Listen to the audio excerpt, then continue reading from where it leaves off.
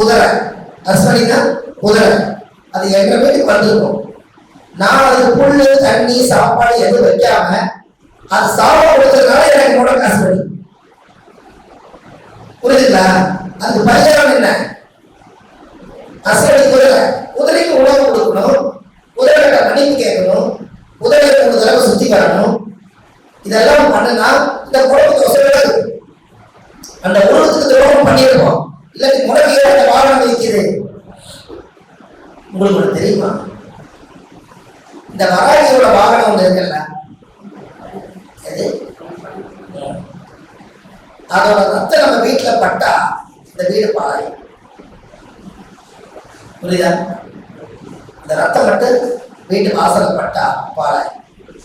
சரி, கோடிக்கணக்கா போட்டு கட்டிட்டேன், தெரியாம நடந்துருச்சுங்க, இதுக்கு என்ன பரிகாரம் அப்படின்னா, குதிரையை ஒரு நாள் கூட்டி கொண்டு வந்து அது ஊருக்கு போக வச்சு அது மரம் இதெல்லாம் பண்ணி அந்த குதிரை ரத்தி எல்லாம் போட்டு ஒரு நாள் பூரா குதிரை வாசம் அடிச்சு அந்த நீரை குதிரையோட யூரின் குடிச்சு வீடு கூட தெளிச்சாதான் இந்த பரிகாரம் நடத்தியாங்க.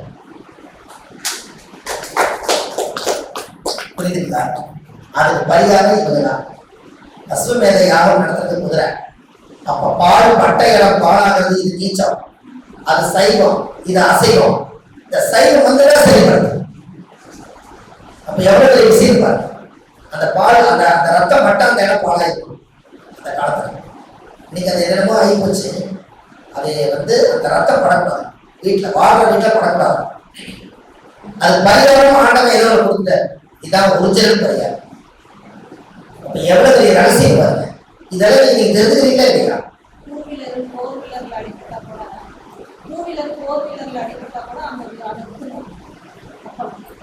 அது ஓகே, அது போற வழியில் விட்டுருங்க. இயற்கை இயற்கை. நான் சொல்றேன்னா அது வீட்டுல அந்த ரத்த ஒழுங்குறாங்க. இப்ப நீங்க எல்லாம் வளர்த்துறாங்க, எல்லாம் பண்றாங்க.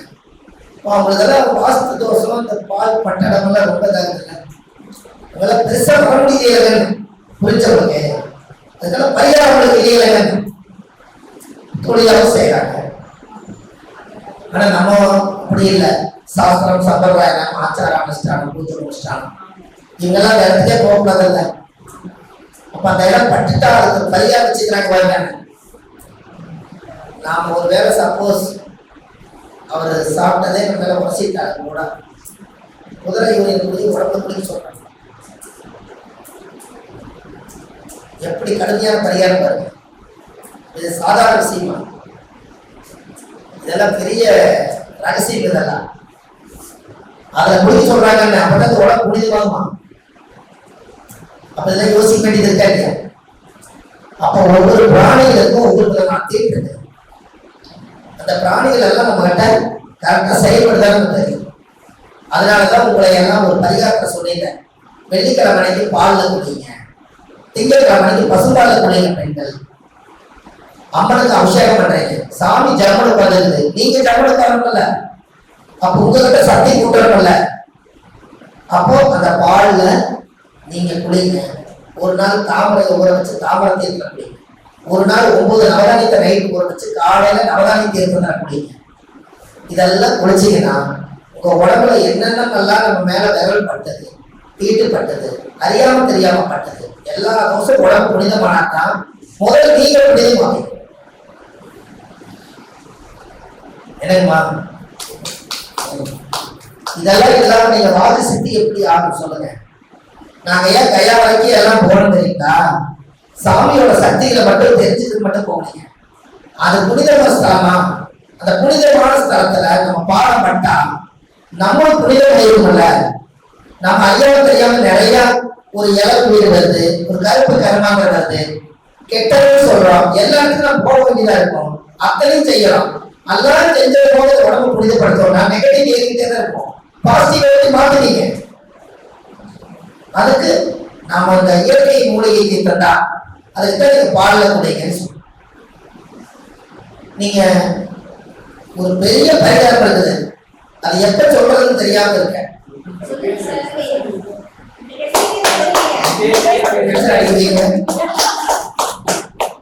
ஒரு ஒரு மிகப்பெரிய பாவத்தை கிடைக்கிற பரிகாரம் இருக்குதான கூட்டம் பத்துல.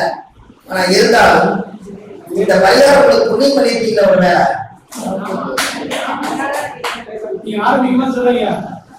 இந்த பரிகாரத்தோட முடிக்கலாம்.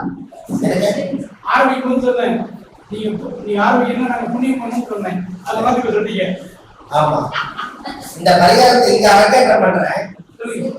எத்தனை பேர் இருக்கிறீங்க பாருங்க.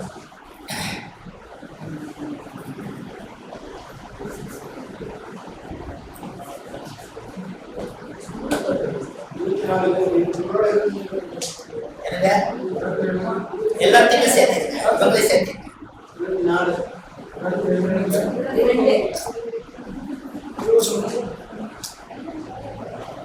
22 பேர். இன்னைக்கு இதெல்லாம் புக்கிலேயே வராத ரகசியம். அப்படின்னா புக்கில் இருக்கிறதெல்லாம் சரியிலேயே கேட்கக்கூடாது. அவ்வளவு எழுத முடியாதுன்னு சொல்றாங்க. ஒரு பரிகாரம் இவ்வளவு படிக்கிறதா அப்படின்னு நினைச்சிருவாங்க. நான் ஒரு பரிகாரம் சொல்லி அசுர வளர்ச்சி போனவங்க இந்த ஊர்ல இருக்காங்க. அசுர வளர்ச்சி பேரு கூட சொல்ல முடியல. இருந்தாலும் இன்னைக்கு நான் உங்களுக்கு சொல்றேன், இந்த பரிகாரத்தை மனசுல வைங்க. எழுதுறப்ப எழுதிக்கலாம். ஒரு உண்மையான கர்மம் நம்மளை விட்டு போகணும்னா அந்த காலத்துல காசு இல்லாம கர்மாவை தீர்த்திருக்காங்க. அது நல்லா கேட்டுங்க. 9 தலவாழை இலை எடுத்து எழுதி அடிக்க யாருமே 9 தலவாழை எடுத்து 9 சுத்தி போடணும். ஃபர்ஸ்ட் தலவாழை இலை கையில தண்ணி தெளிச்சிடும். கரெக்டுங்களா?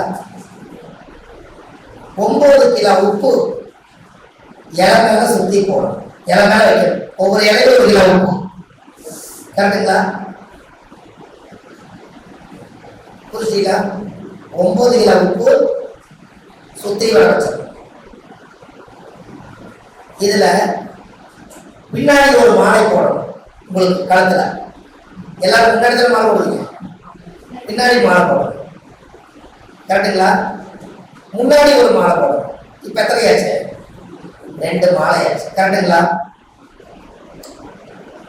9 எலுமிச்சை பழத்தை உப்பு மேல கொண்டு போய் வைக்கணும்.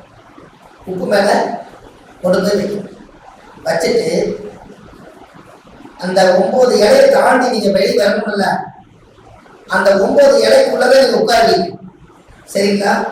மாலை போட்டு நீங்க 9 இலையில உட்காருவீங்க. அது ஒன்றும் மாற்றமே இல்லை. நடிச்சிட்டு நீங்க உட்காருவீங்க. ஆனா தாண்டி வருவீங்கல்ல, அந்த தாண்டி வர இடத்துல ஒரு எலுமிச்சை பழத்தை வச்சா. சரிங்களா? சரி. இதுக்கப்புறம் உப்பும் பாலையும் ஒன்றா சேர்த்திடும். பசுமாட்டு பால் 1 லிட்டரு, அதுக்குள்ள ஒரு 1/2 கிலோ உப்பு. புரியுதுங்களா? உப்பும் பாலையும் ஒரு குடத்தை வச்சுக்கணும். நீங்க 9 சூடம் 9 கற்பூரம் வெளியில அந்த 9 இலை மேலையும் ஒரு இடத்துல திருநூறு கொடி வச்சாரு.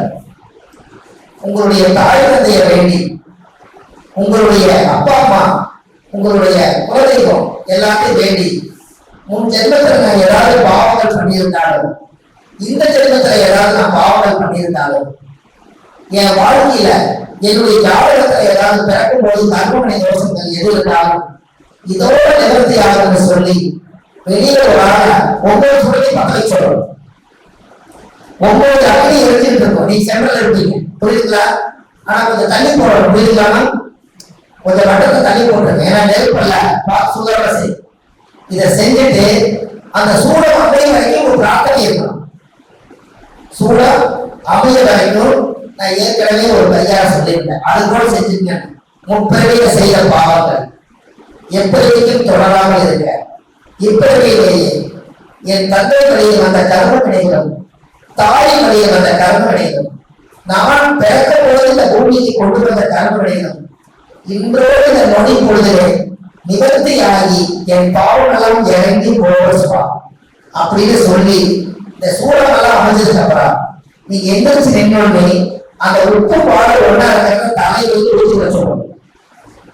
ஊற்றி விட்டு உங்களோட வாழ்பட்ட உடம்புல எல்லா வருஷம் வந்து உப்பு பாடு போது ஒரு ஊழ்வினை கர்ம நிவர்த்தி ஆயிடும். இதுக்கப்புறம் நீங்க தாண்டி அடுத்த பிறகு பாவம் தகவல் இறக்கி வச்சுட்டு வெளியில தாண்டவே நீங்க ஒரு வழி கொடுக்கணும். எலுமிச்சை பழத்தை வலதுகால மிதிச்சுட்டு வெளியே வந்து உள்ளுக்குள்ளேயே பின்னாடி இருக்கிற மாலைய கட் பண்ணி போட்டு பின்னாடியே போடணும். முன்னாடி இருக்கிற மாலையை கட் பண்ணி முன்னாடியே போட்டுட்டு பாலை ஊத்திட்டு அந்த பாலோட ஈரத்தோட எலுமிச்சை பழத்தை மிதிச்சுட்டு சூரிய நமஸ்காரம் பண்ணிட்டீங்கன்னா அன்னையோட கருணை தோஷம் அப்படியே போடாது.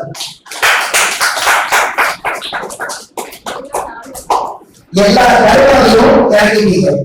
இதுக்கு மேல நீங்க குளிச்சுட்டு வேற துணி மாத்திட்டு நீங்க நல்லபடியா சூரிய நமஸ்காரம் பண்ணிட்டு உங்க உலகத்துல போய் சாமி கும்பிட்டு நான் அறிந்தும் அறியாமல் தெரிந்தும் தெரியாமல் நான் செய்த பாவங்களுக்கெல்லாம் சாஸ்திரப்படி நான் கருணை பரிகாரத்தை நான் செய்துட்டேன்.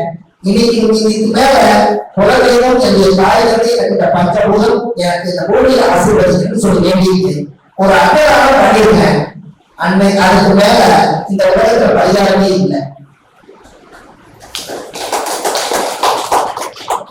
நீங்க பேசி வாங்குறீங்க, உப்பு மாலை ஊத்தி உங்க கர்மாவை இறக்கி வச்சுட்டு எலுமிச்சை பணி கொடுத்துட்டு அடுத்த ஸ்டெப் இந்த பூமியில புதுப்பிறகு இன்னும் பாவம் செய்ய மட்டும் வெளியே வர்றீங்க. சூரியன் போய் பாக்குறீங்க, குழந்தைகளை போய் பாக்குறீங்க, தாயகத்தை போய் பேசுறீங்க, அதெல்லாம் அன்னதானம் போடுறீங்க. அன்னையோட கர்மம் எப்படி பரிகாரம் சரியா? ஆதிகால பரிகாரம்னா இப்படி ஒரு ஆழமான பரிகாரம் பண்ணுவாங்க. கரெக்டுங்களா ஐயா? உங்க ஜென்ம நட்சத்திரம் படி செய்யுங்க. அன்னைக்கு தான் நீங்க தாயோட கர்ப்பத்தை தந்தீங்க. ஜென்ம நட்சத்திரம் வரும்னாலும் செய்யுங்க. பக்காவா பண்ணிட்டு பூரா வடிச்சு ஒவ்வொரு நதியை கொண்டு போகணும். எல்லாம் குளிச்சுட்டு வேற ஒரு ஆளை எடுக்க சொல்லி அதை பூரா வீட்லயே பரிகாரம் பண்ணிட்டீங்க. ஒவ்வொரு பக்கமும் ஓரம் நடக்குது. உப்பும் மாடும் போட்டு பின்னாடி இருக்கிற தோஷம் பின்னாடி போயிடுச்சு, முன்னாடி இருக்கிற தோஷம் முன்னாடி போயிடுச்சு. இதுக்கப்புறம் பிறகு வாங்குறீங்க. எப்படி இருக்கு இந்த பரிகாரம் செஞ்சா?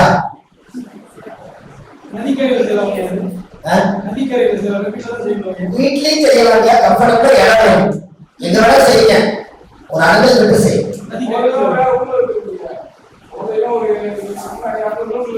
எங்க வேணா பண்ணாங்கய்யா, ஆத்தோட்டத்துல கூட பண்ணுங்க.